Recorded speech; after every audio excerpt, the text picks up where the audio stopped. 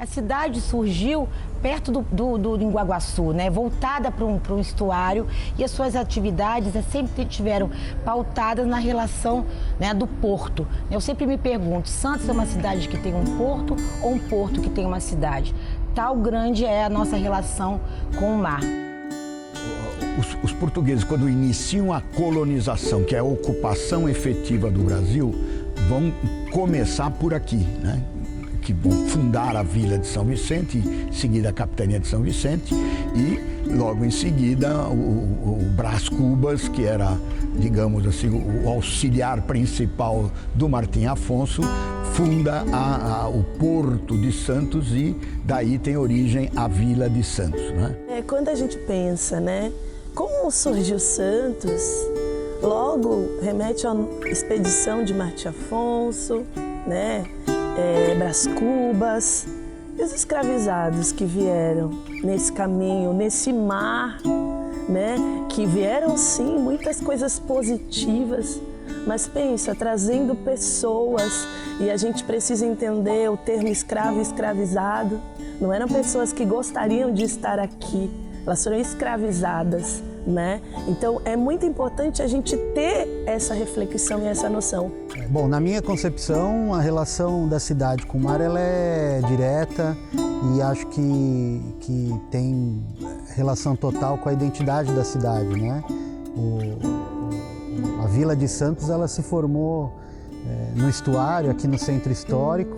E essa relação ela pode ser vista também na arquitetura, né? Porque a arquitetura, além de ser um patrimônio material que a gente, né, que é visível, mas também tem os patrimônios que a gente não vê, que são os invisíveis, os intangíveis, mas também a arquitetura demonstra o que é social, né? Como é que aquela sociedade se relacionava com aquele espaço, com aquele local, com aquele território. A relação da cidade com o mar, ela vai variando de acordo com o ciclo político, econômico e social que o nosso país atravessa. Então, se no primeiro momento a cidade está virada para o centro, que é aqui onde a gente está agora filmando, inclusive, ela está virada para o estuário, que também, obviamente, tem a sua ligação com o mar, a partir de determinado momento, a cidade começa a virar para o mar no sentido praia. Então, o porto, na verdade a vila, né, ela se forma naturalmente protegida aqui atrás, né, do canal, né? Tanto é que as fortificações elas são muito bem construídas, né, estrategicamente construídas, né, na boca do canal, né, porque todo mundo que quando as caravelas precisavam entrar, né, para vir para a vila, passavam pelo canal e se instalavam aqui atrás da vila. Então o porto, na verdade, ele se desenvolve naturalmente aí, e a vila naturalmente aí, né?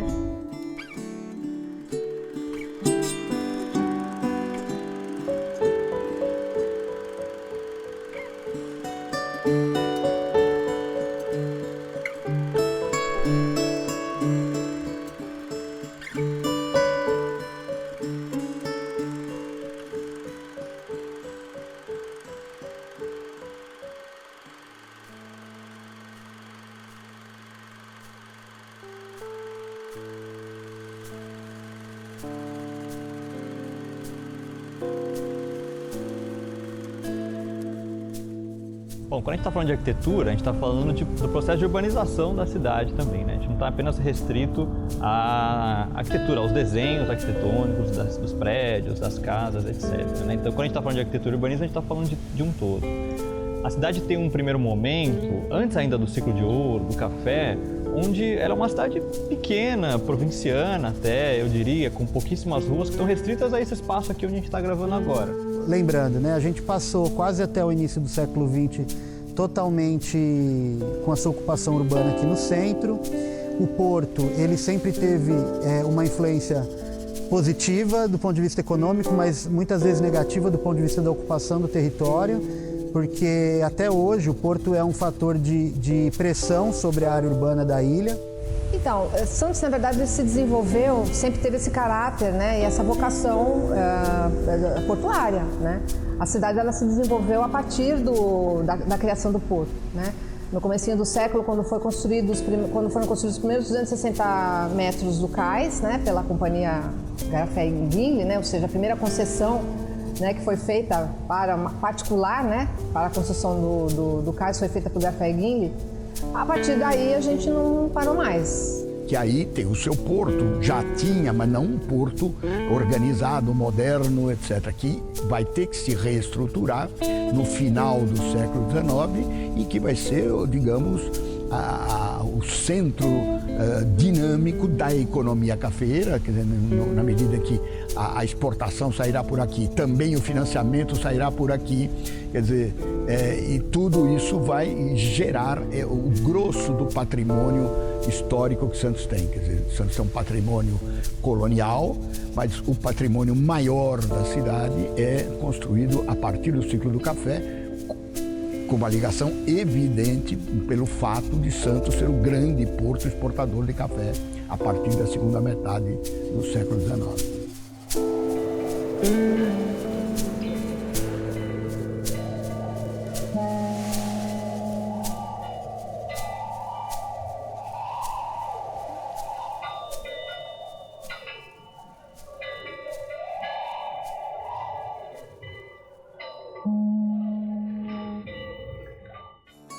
Então, as edificações mais antigas são poucas, né? Hoje as mais antigas aqui ainda remontam ao século XIX, as mais antigas não existem mais, mas até o início do século XX as edificações tinham essa característica, né, de servir às atividades portuárias aqui e dentro de diversos períodos, né, principalmente da época do café.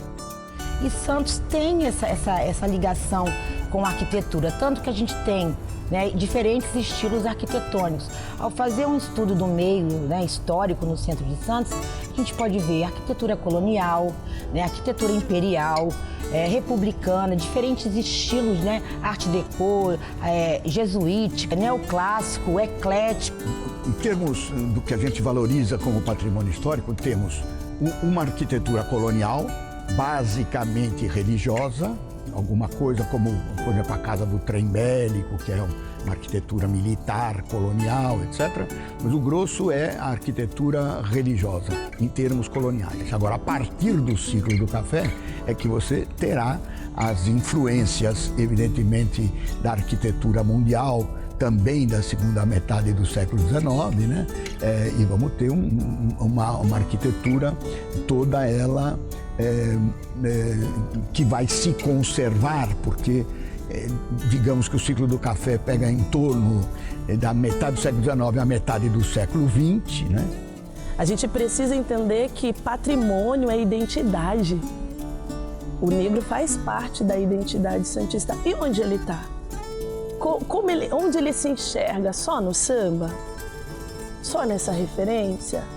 Acho que a gente precisa desconstruir, né, os nossos olhares. A gente não pode esquecer que em Santos há uma ausência desses patrimônios que contam a história de povos que foram marginalizados. Então o Guarani é um exemplo disso, um local de luta, de discursos abolicionistas que a gente também tem que pensar nessa questão. Então, hoje eu não me sinto representada. Eu acho que existe uma luta, uma busca em recuperar essa situação que foi perdida, essa lacuna que se encontra perdida, né? Mas a gente tem que considerar todas as influências da época também, né? Todas as visões da época.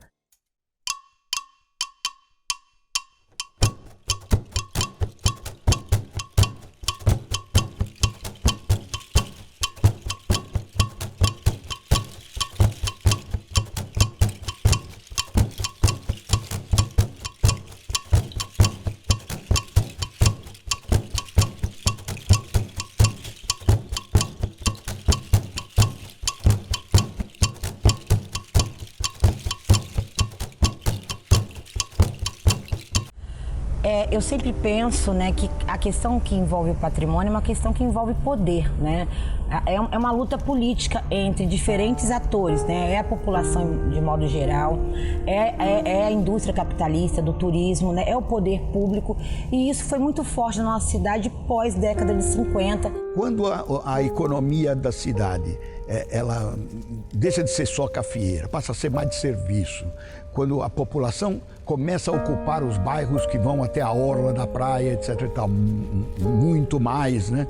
A partir dos anos 50 e 60, e aquele boom imobiliário, né, dos prédios na orla da praia, tudo isso, quer dizer, a área central vai ficando abandonada. A cidade, né, ela começa a crescer, né, construir grandes prédios, e aí vem a derrubada, né? Você vê a expansão da orla da praia, você vê os grandes casarões, os cafeicultores no início do século XX sendo postos abaixo, né? Tanto que o único remanescente que a gente tem hoje é a Pinacoteca Benedito Calixto, né, que sobrou, que restou, né, daquela época áurea. Então Santos sofre muito com essa mudança de mentalidade. O que acontece com esses casarões, né? Paulatinamente, né, eles vão sendo demolidos, né? Porque, por incrível que pareça, o território aqui em Santos, na verdade eu acho que isso é um perfil de Brasil, mas o território é o que conta, né? O valor do território, daquilo que conta como valor financeiro, né? E necessariamente com uma qualidade de vida, né? Mas é o valor financeiro de troca, né? Então, assim, eu compro esse lugar, eu vou demolir essa casa, esse terreno tem não sei quantos mil metros quadrados, eu vou poder erguer um edifício que tem não sei quantas habitações, né? Então, esse é o momento, esse é o primeiro momento onde isso acontece em Santos. Então, edifícios históricos, né, como o Parque Balneário Hotel, o que virou shopping, né, Parque Balneário, foi uma das grandes perdas, assim como alguns outros imóveis, esses casarões todos na orla, né, que a gente tinha construído, enfim. A política de proteção ao patrimônio é muito mais recente do que as dinâmicas que transformaram Santos do ponto de vista urbano ao longo do século XX, e aí muito se perdeu.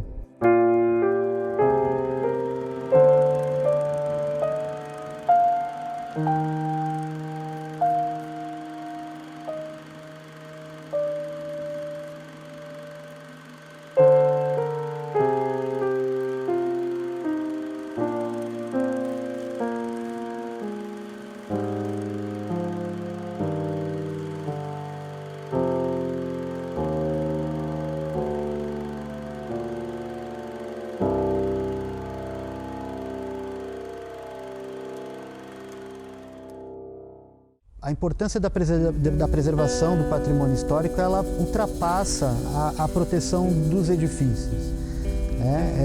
No Brasil, essa cultura de preservação do patrimônio edificado como um meio de se preservar a identidade de uma população, de um povo, ainda é muito inicial. O discurso ele está mudando, né? Não adianta mais você traçar parâmetros muito especializados com relação ao patrimônio histórico, né? Se isso não se transforma em algo concreto no cotidiano, né? Para você ter uma ideia, Santos tem uma lei de proteção do patrimônio voltado para o Parque Arquitetônico do Centro, que é a Lei do Alegra Centro, em 2004. Né? Fora isso, apenas processos de tombamento de alguns imóveis via o Conselho de Defesa do Patrimônio Histórico de Santos, que é o CONDEPASA. E isso tudo é muito recente. E aí, então, é que se criou o CONDEPASA, o Conselho de Defesa do Patrimônio Cultural de Santos. Desta maneira, eu diria que foi a primeira lei, talvez no Brasil, criada efetivamente numa discussão, entendeu? Sem mudar uma vírgula do texto que estava ali, com grande autonomia para decisão a respeito de questões relativas ao patrimônio. Aqui a gente ainda discute a pertinência de se preservar ou não, os edifícios. Quanto mais entender que preservar um edifício é como preservar a própria história e a nossa identidade. Eu acredito que você manter a sua memória, manter suas referências, é importante para você se sentir cidadão, sentir parte do local, Agora, a preservação, como eu já falei, que patrimônio se preserva? Será que você se reconhece naquele patrimônio?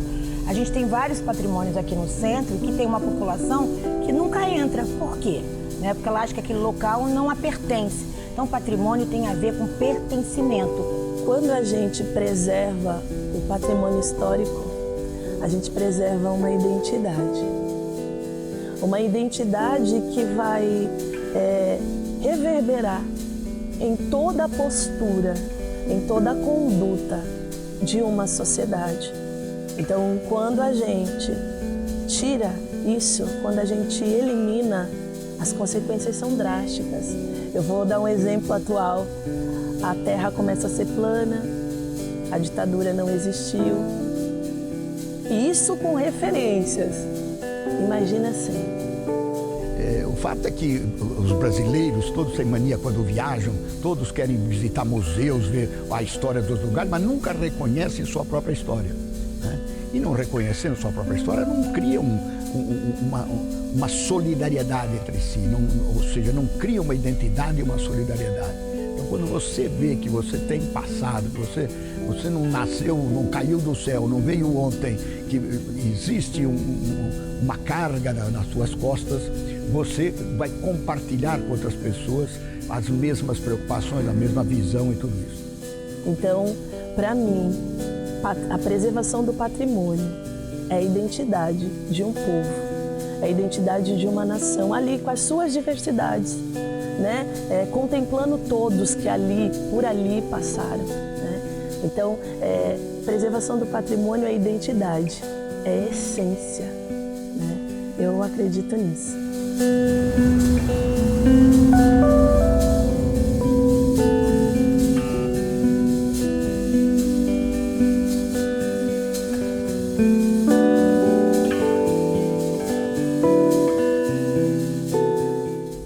E acho que o centro de Santos, os bairros do centro de Santos hoje têm papel fundamental, não só para a preservação da história da cidade, mas para servir como exemplo para outros municípios brasileiros de que é possível aliar preservação do patrimônio histórico, arquitetônico, com desenvolvimento econômico, social, ambiental, né? E é um espaço que pode servir, inclusive, como um espaço de recebimento de pessoas de classe média, média baixa e ainda mais as famílias que já moram aqui de Cortiço, de ser um espaço que ofereça cidade digna, né?